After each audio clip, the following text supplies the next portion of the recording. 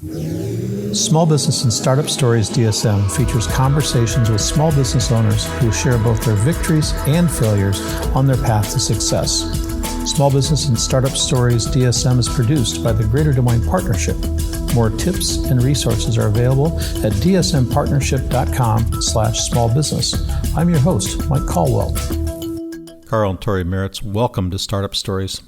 Torey, you started by looking for a problem, not, quote, we have this great product idea. Mm-hmm. What made you take this path? So I have had other startups and other things in the past, and they never kind of seemed to work out, right? So the idea was, how can we come up with an idea not for what we're going to do, but how we're going to actually start a company, right? So, I mean, you even see it in cartoons, how are you going to start a company? Well, go find a problem and fill it, right. Go fix something. And it really can be that simple. Well, and I think it keeps people from falling in love with their idea. It's like, I have this great idea, right, and the world needs to own it. Right. And in fact, the number one reason startups fails these days is product market fit. Yep. And so really that was the thing is, what's the hardest problem is getting customers. So how can we get customers before we you started with the business building it? Yeah. Not only that, but sometimes when people focus too much on the idea and not the work that goes into it, then they get a little bit lost, right? Mm-hmm. Like they feel like they have this great idea that everybody's going to love, and then they release it, and either they have to adjust the idea a little bit, or they don't put the work in, or whatever it is, and then it fails. And it's because it's more than just about the idea. It's everything that goes into it, behind the scenes. It's being able to give people what they're looking for, not just the idea that you have. It's about what they want. Yeah, if they're not telling you they want it, right? Exactly. And selling, we were trying to sell hardware products to people that were brand new to them. And so I could sit there all day and say, it can do this and it can do this. Mm-hmm. But I knew that I was making progress when the lady would say, so I could do this with this. And when they internalize that, mm-hmm. I've been known to tell people that are looking at a startup product is 20%. Mm-hmm. Your whole entire product is 20% because the rest is so important, like selling. For So sure. in the beginning, you were focused on securing more referrals for insurance agents. Since then, you promote other features like increasing client retention, collecting online reviews, improving client communications. Carl, what's changed? It's a lot of difference. Yeah, well, what has changed the most is we've done a lot of research in this industry and found out what it means to have a referral for insurance agencies, right? So on the onset, and what most people think of with referrals is more of just word of mouth, like going out and, hey, Jim, do you have any friends or colleagues that you could refer me to? That's a referral that most people think of it. Okay. But today, people go on, especially for insurance, if you're talking about like services that, not just like a pizza restaurant or something that really matters a lot, right? Yeah, I need my furnace fixed. Exactly, something like that. People can go online and they search for it now. They go on Google and they trust reviews more now than they ever did before. That's another way. So Amazon changed our world. Exactly, right? And so when I think of a referral, we've had to modify and change and broaden what we think of what it is. So for example, for insurance agencies, if I asked somebody, hey, can you give me the name of 5 people that could use insurance right now? I don't know anybody right now that I could name, but I do know that I really like my insurance agent. So if they ask me to write them a review on Google, then I can go out there and put it on there, right? Sure. And that's going to reach a lot more people when the time is right for them. In a sense, it is a referral. So that's one example of how we've kind of broadened what we do, right? Yeah. We've also found through our data and research that meaningful communication, personal, frequent, touch points, but the ones not just like an email blast or something, but the personal touch. And We'll talk a little bit about how we've implemented that into our software. But that goes a long way, not just with word of mouth referrals, but also with retention. Our research has found that over 3 out of 4 clients of insurance agencies that are upset because of a lack of meaningful communication because they don't hear from them regularly. Right? If the bill wasn't due, I didn't hear anything. That's true. So they have this perception of indifference in their head that their agent doesn't care about them. And so when an ad comes on the air for Geico or something, they recognize they have a lower price.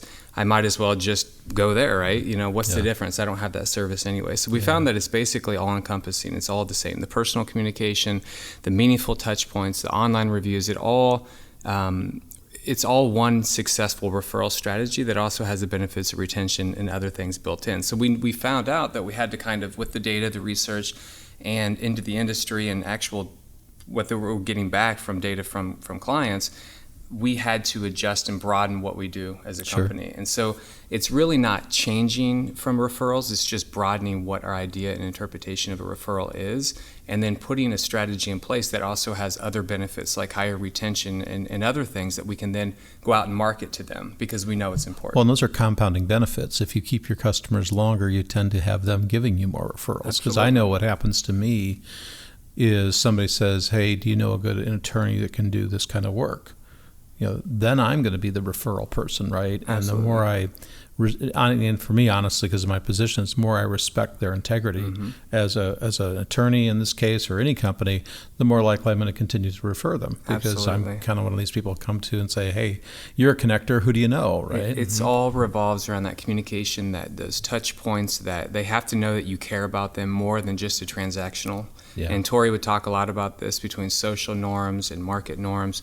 And you have to make that shift. I mean, people more and more today, in today's culture, when authenticity matters, when millennials are searching for alternatives to corporations and all of that corporate feel, you have to put that meaning and that feeling behind what you do.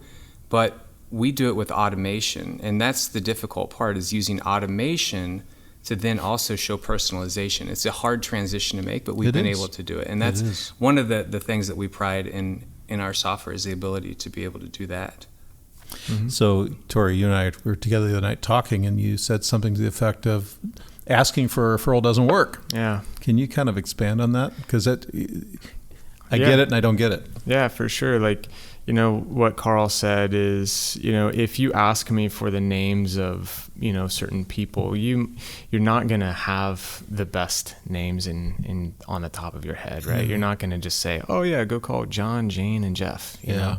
And, so that's a problem. And also, you're going to be very guarded over your best referrals, right? You're not going to say, hey, you should talk to my mom. Or, you should talk to my brother. Well, maybe I'm going to give Carl's name to a few people that I don't want to care just to troll Carl. But the point is, even with that, is you're very guarded over those resources. And instead, you are going to give those names when you want to help those people. Sure. When your mom really does need help, you want to send her to the best person. Exactly. Right? So those opportunities come up when, your mom actually needs something. And so for that matter, you need to really set your mind in sort of what we call the referral mindset and prep you for that opportunity when it comes up. You want to make that agent look very referable. Exactly. Makes sense. So can you describe how your target customer and an insurance agency benefits from Rocket Referrals? I mean, what do they see? Yeah. So, from the onset, they're going to get a lot more visibility into their customers. They're going to be able to, as soon as they, start with Rocket Referrals and put their data in, they're going to see who their best customers are. Okay. It's interesting because if you go talk with an insurance agent and you say, hey, where do you get your business? They're going to say from referrals. But then if you say, well, who are your referral sources? Who are the people who are actually referring you, so that you can go get more from those people? And you might be lucky if they say 2 or 3, people. But there's not a system that exists outside of Rocket Referrals where you can go and say, hey, here's my referral sources. And those are the people that you want to get testimonials from and online reviews, and you want to send them loyalty cards. And by the way, those are the people that are more likely to buy more of your products. So if they have auto insurance, but they don't have home insurance, maybe you should cross-sell to those people because they're more likely to buy. And so it's using our data and our algorithms to start to supplement those, communications. But even though if I'm having this same conversation with an insurance agent, or any business, what happens is their eyes kind of glaze over and they think, okay, well, that's great if I have the data, but how do I actually communicate with people? How do I actually get them to do those things? And that's where we come in, is we're not just looking at the data. And from day one, I've always told everyone, is like, we're not going to just put fancy charts and graphs and data in front of people. Instead, we're going to take that data and we're going to actually use it. We're going to, instead of just telling people who they should communicate with, you're going to do it. We're going to do it for them. Yeah. And it's extremely important to do that for these insurance agencies that are small to medium-sized businesses that do not have a marketing team, that might not understand all the nuances that go into how to ask for Google reviews, the timing, or the message, what to say to have the biggest impact on their clients. You know, that's really interesting because even if they had a marketing team, all but the biggest teams are not going to have the knowledge you guys have. It's one of the things I ran into in my first automation world was we had automated 500 or 1,000 of a certain kind of a business, and then we walk into one and they'd only been there once, they never automated, and it's just they just don't have the knowledge. They don't know what you guys know. You know, and that's interesting. You bring up knowing what we know when it comes to the industry and data, because we've been able to collect millions of data points specifically targeted to why clients want to remain with their insurance agency, why they want to refer them, what are the positive things, the negative things, from the perspective of the client to the insurance agency, not the carrier.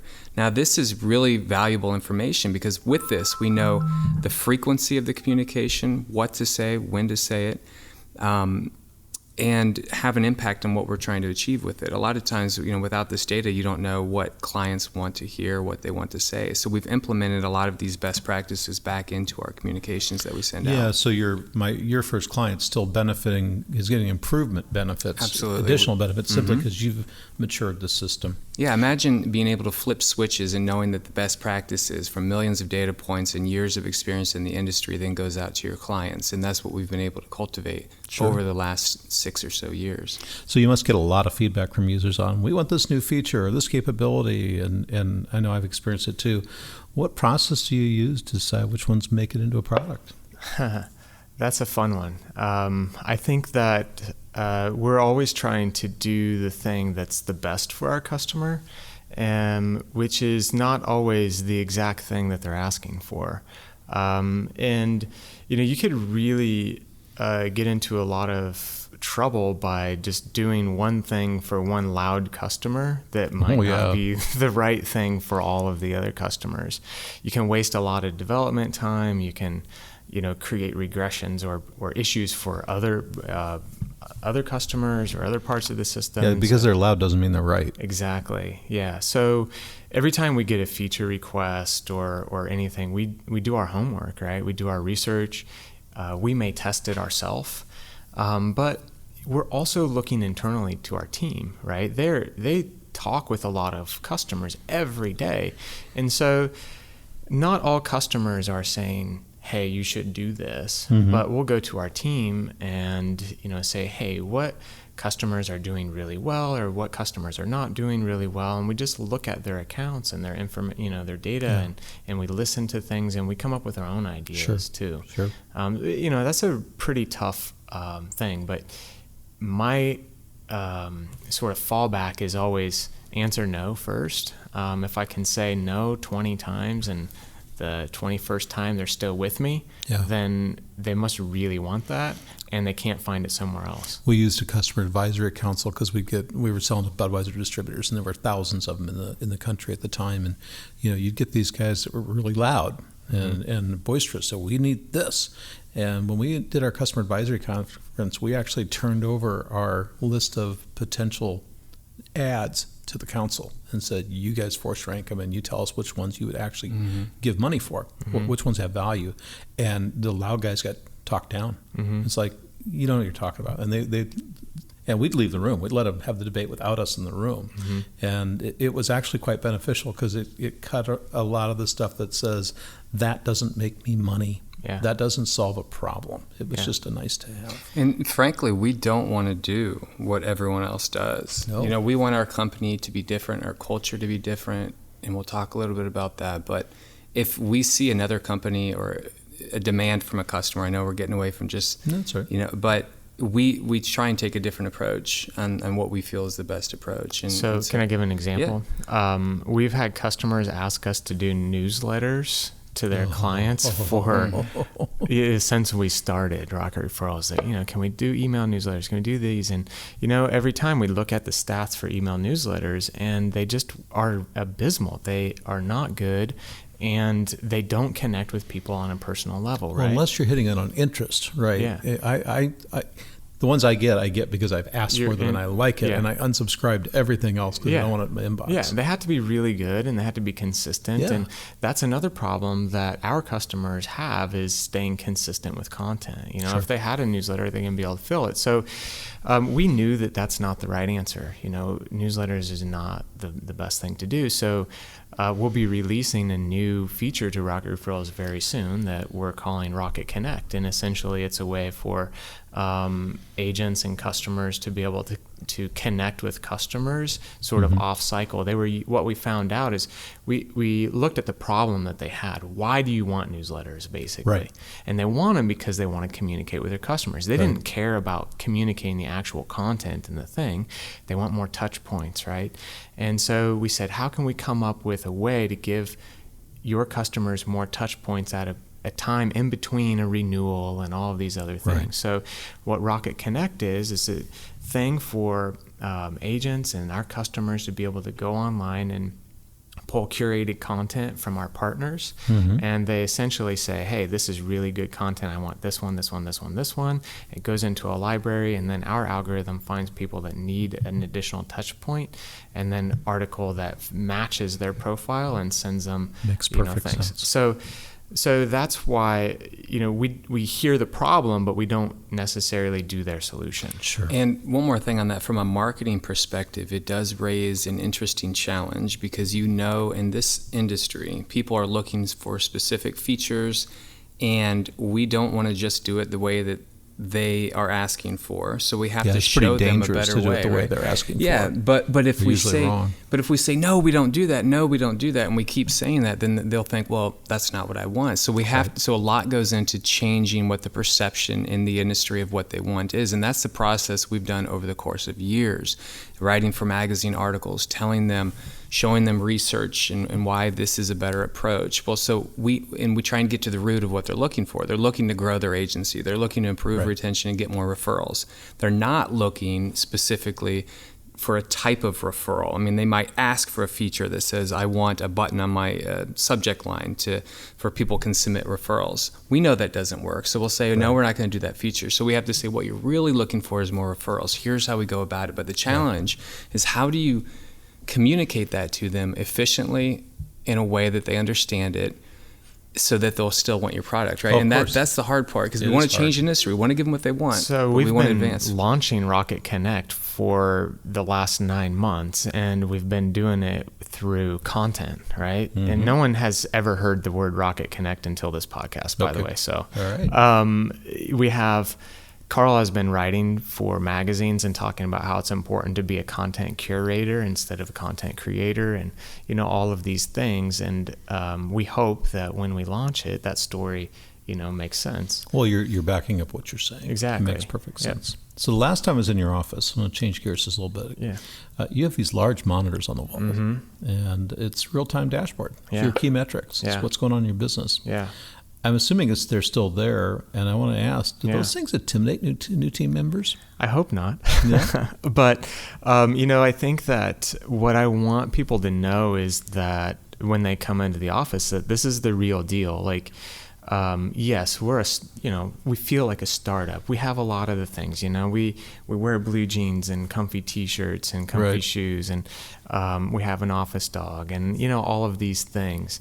But at the end of the day, we're very serious about what we do. Yeah, and you're serious where it counts. Absolutely. Yeah. Like, we are the best, and we want to continue to be the best, and we have to keep an eye on what we're doing. So I want to make sure that in every area has their own specific type of dashboard, right? Marketing has their things. In the dev area, we're looking at how many people are online right now? What's our SQL server doing? Do we have any exceptions? And when they see it, I want them to get on it, right? So sometimes it's, playtime, and we have a good time, but also at the end of the day, everybody knows that we're here to be the best. And that's because we want to bring our customers the best. And so we have to keep an eye on what we're doing. I don't say that to new employees when we come in and show them the board. And I don't say, hey, we're here to be the best and all this kind of stuff. But I think it helps demonstrate that a little bit. You can say or you can do. Yeah. So doing always is more. Right. important. You live your culture, you'll get your culture. Yeah. So you're getting ready to bring on your 30th team member. How have you both handled that growth? Because I remember it was just the two of you. Well, the way I look at it is we're so much in the weeds. I mean, we're in the trenches every day, and sometimes you just need to step back and realize how much growth and progress you've made over the last several years. And for me, it is remarkable. I mean, when I look at where we've come and where we've started, but it's, again, every day I'm not, I guess, appreciating. I appreciate it, but I'm not reflecting on it every day. So it's important to step back and kind of reflect on it. It is important. And a lot of hard work went into it. I mean, my God, but we're continuing, and we're still putting that work in. We still, in my opinion, I'm on a mission. I'm on a mission here with my brother and the rest of our team, and we're going to accomplish it to be the best company, the best communication platform, the best software company in Iowa, if not the country, if not the world, and that's what we're working toward. Sure. So to me, yes, we've made a lot of progress, but we still have a long way to go. And we just always have to make sure that we have that focus and we know where we're headed, and we relay that to the rest of the team and continually push forward. And it is a challenge because you're coming up on 30, and when you get to the bigger number, the next digit up, when you hit 100 and then 500, it gets harder. Yeah. And the culture will change because it's a different company when it's 500 people. Yeah. But you can keep the mission. I went through it going from around 100 to 5,000. And most of the way through, we kept the mission clear. Mm-hmm. And everybody else, people all over the world, you've got cultural differences, time zone differences, but as long as they understood the mission. So what I tell my employees is that we're going to show the world that it's possible to be a great company as you grow. Yeah. That it can be done. It can be done. It's going to be hard and we're going to have struggle, but we're going to show people how to do it. I'm guessing you guys have a little fun once in a while too, though. We do. We have I'm a guessing lot you of have a lot of fun. So speaking of your growth, you recently found out you were number 481 on the Inc. 5000 index and the fastest growing software company in Iowa. What does that mean to you both? That's a big deal, by the way. That is a really big deal. You should both be congratulated. Thank you but very what does it much. mean? You know, I think that when I think back about when I saw the ranking, where we were, I mean, I knew we were going to rank high when we looked at, last year's stats and what we had. But when I saw 481 and we were in the top 500, I was so excited to tell my team, right? Sure. Because I wanted them to be part of that. And, that's the only thing that goes back into my mind is thinking, man, I can't wait. And so Carl and I were like, when should we tell people and how should we tell them? And we had a couple of people like their jaws dropped like, are you guys serious? They probably thought you were messing with them. Yeah, like, no way, right? What's the punchline? Yeah, exactly. And I think that they thought that because what we do is we keep our heads down and we focus, and we've been building this thing, and we've been working, everyone's been working their tails off, and we've been doing it for, our customers and for, our team and for keeping everybody accountable to each other, not to reach 500 or to reach in the top that's just 500, a right? measurement. It's just a measurement. It's just a measurement. It's not the goal. So it wasn't like something that they were striving for. So they were really surprised to know that all this hard work and everything that they've done and they put into it, made it that. Well, make sure you never put that one on your dashboard. Where we rank this year, because that means nothing. That doesn't mean I mean, it's anything. wonderful, but Yeah. as far as running a company, it's like, whatever. Exactly. It's nice. Yeah.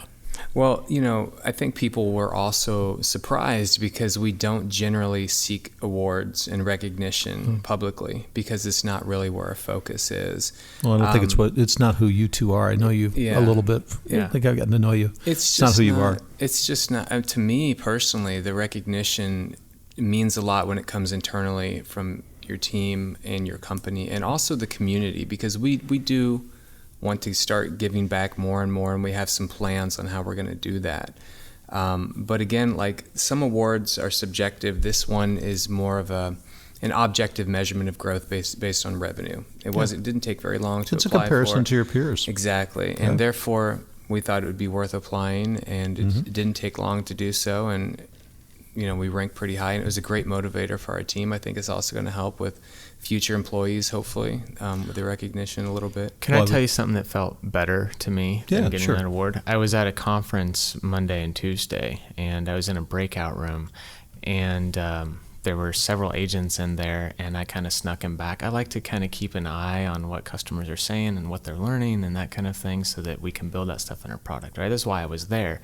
But every 30 minutes, someone's raising their hands like, hey, I use Rocket Referrals and I do this and that. And I was just blown away because I go back to thinking of the time Carl and I are sitting on our couch and we're thinking of this idea and this program. Yeah. And now it's actually out there in the wild and people are talking about it and it's helping People them. are talking And you up. Yeah. It's like working for them and it's doing something, great. And that right there felt really good to me personally. So no, you're absolutely right.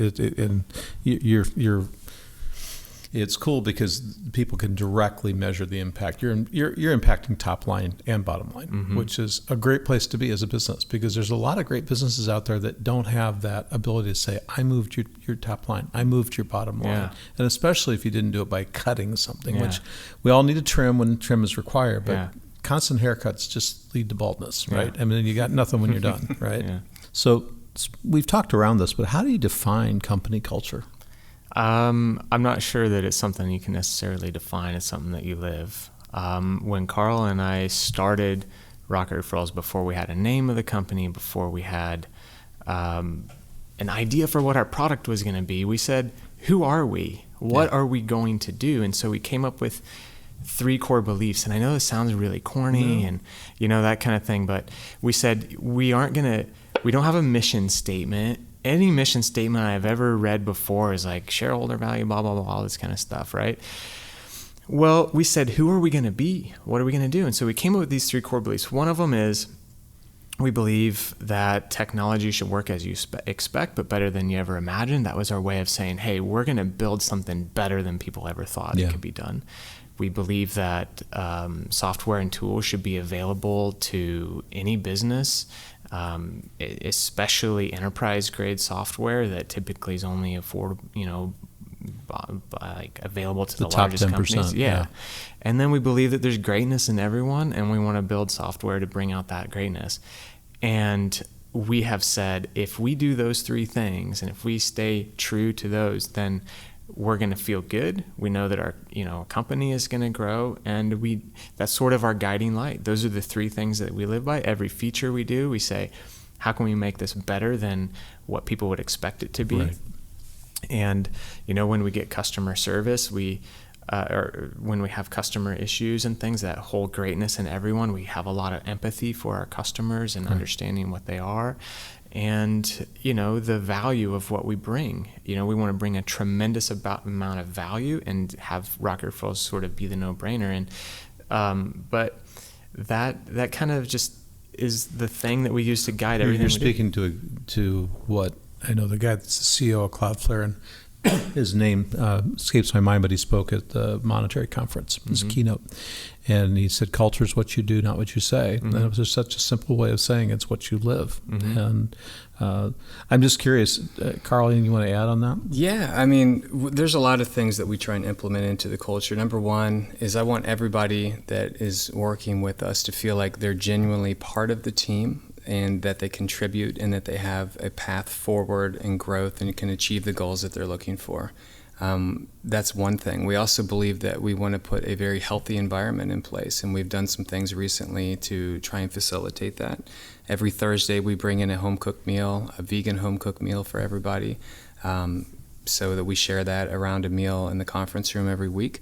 We recently put together a full gym for our employees down in part of our new office space, which for a company our size is, they didn't expect that, but these are the type of things that we want to give to our team members, the people working with us. Well, I think back to our core beliefs, even these things go to our employees, even though you might expect a company to have some kind of health and wellness thing, because anymore you kind of have to, right? But what they didn't expect is for us to put in this like really top of the line gym for 30 people. Check it out. For 30 people, right? And so, and by the way, you guys both use the gym. Oh yeah, we use the gym. I built it. I mean, you're a very fit person, which is an understatement. But you guys both live a very healthy world. Yeah, well, we have to. It's keep your brain fresh. It's also other things too are integrity, togetherness, these type of things. And when you walk in our office and you talk to our employees, they're very energetic. They're bright. They're bright, as in smart, but you can just see it in their eyes. They're bright. They're present. They want to be there. We all have a common goal, and that type of energy flows through our company. And that's the kind of thing that we want to keep bringing on. We're very selective when we hire people. And the number one thing we look at is culture. Are they going to be a good culture fit? Mm-hmm. Obviously, are they going to be good workers? But if we bring in a good worker, that is going to clash with everyone else. And that doesn't mean that we don't want to bring in diversity. We also bring in a lot of diversity. We have a very diverse team. A very diverse team, and we continually grow that out. We know that there's strength and power in that, and we want to continually grow in that, expand that as well. So we want to walk around. I have a hoverboard that I kind of go around, because we have a big office upstairs, right? So I kind of spin around there a lot and fall. I fall. Run into I'm things. not afraid to fall down.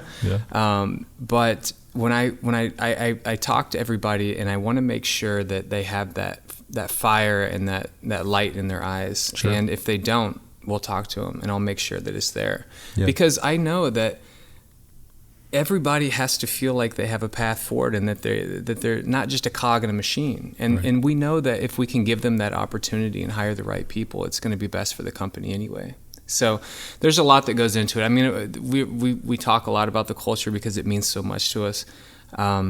But we're continually expanding it. We're still improving ourselves on some but what areas. I'm hearing is you're living it. You're out there doing it. It's my favorite part. So what part of the culture does charm represent? And tell us about charm. Well, Charm's my King Charles Cavalier.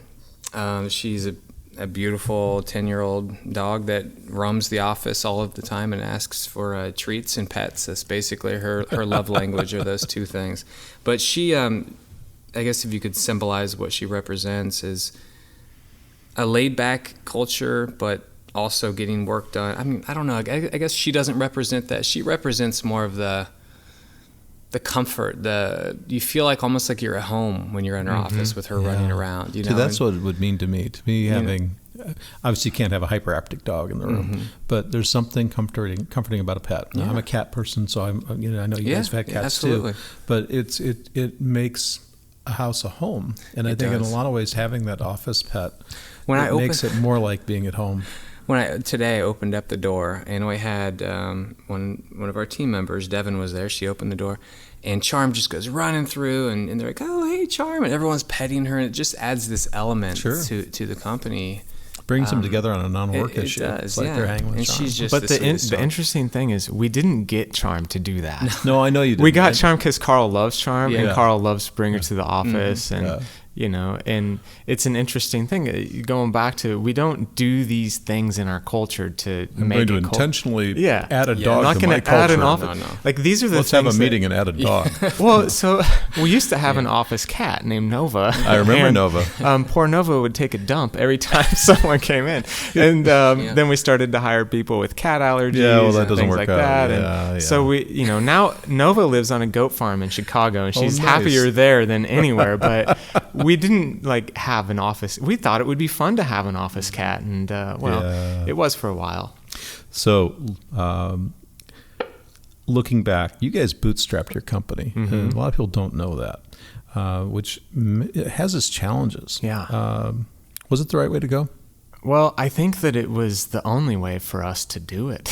In our eyes, it was one of those things where we thought that we had to raise money for some period of time, because that's just what startups did. And the way that you had to go about raising money wasn't the way that Carl and I work and how we think. And we knew what we were doing was going to work because we'd already tested things, and people wanted to see more, tests. And the funny thing is, there was lots of times where maybe we were offered a little bit of money here and there for a certain amount of equity, and we would think, my God, we could go make that money. Let's, instead of taking that person's money, let's go make it in revenue, because it will mean more. Yeah, that means more hours, it means more sacrifice and things like that. But the hours and not buying personal things, and instead using that money to put into the just company. So everybody knows, these guys don't drive Lamborghinis. No, we don't.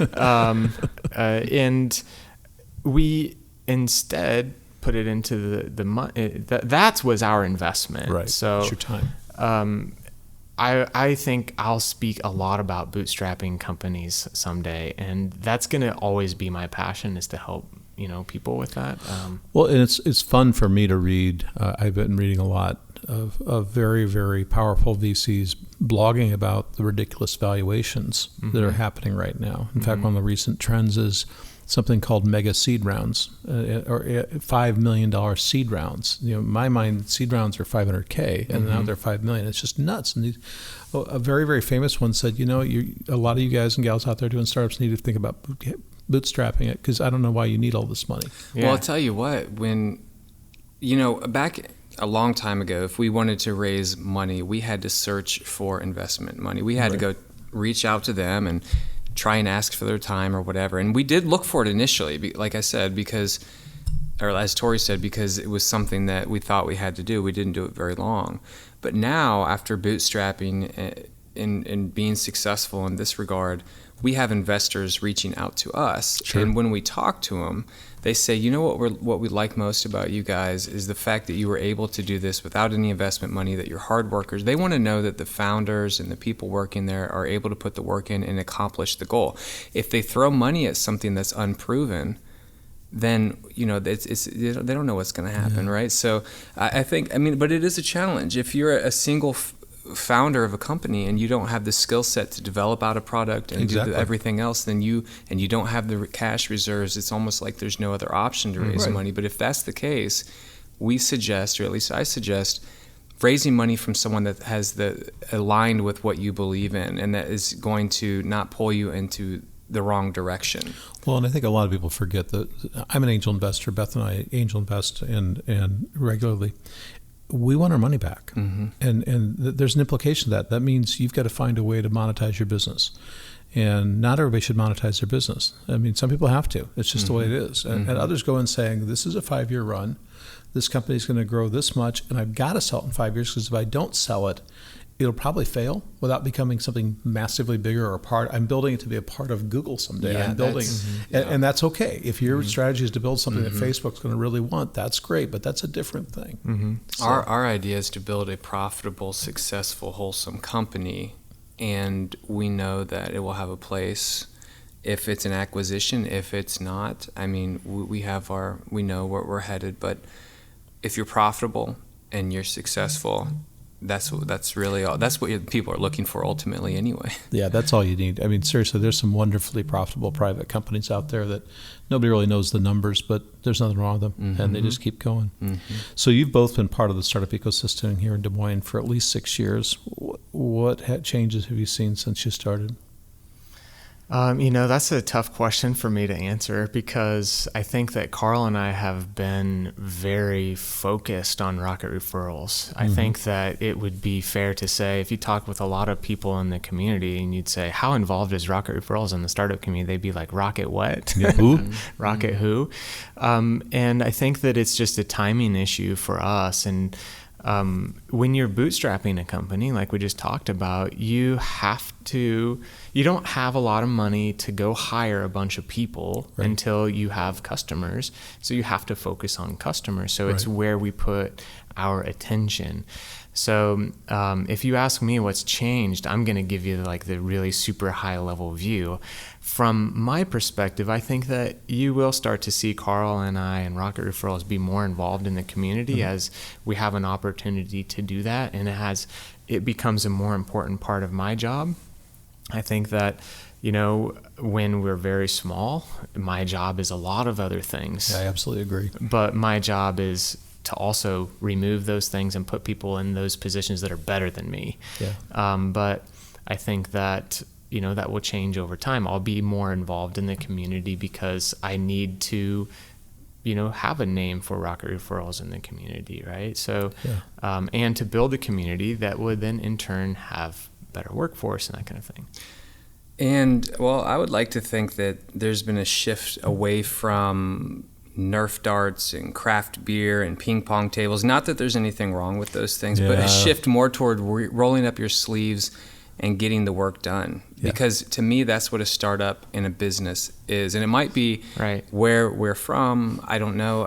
No, you're right. There's that whole culture of what I call the frat house sorority culture, that doesn't work. So we had moved into a new space, and the building owner had a kegerator in the kitchen, and he said, "Hey, there's a kegerator in here. You guys are a startup. You're probably going to want that, right?" And I said, "No, get it out of here." Yeah, I'm sorry, but that's not who we are. We're more focused on health, and we know that there's a time and place for that, and we have events where we can drink. We're not saying don't drink. You go out and have dinner and have a drink. That's fine. So but you don't have to have it there all day. But I think that to me was sort of like a cheesy, like, hey, we're a startup, there's beer. That's not who we are.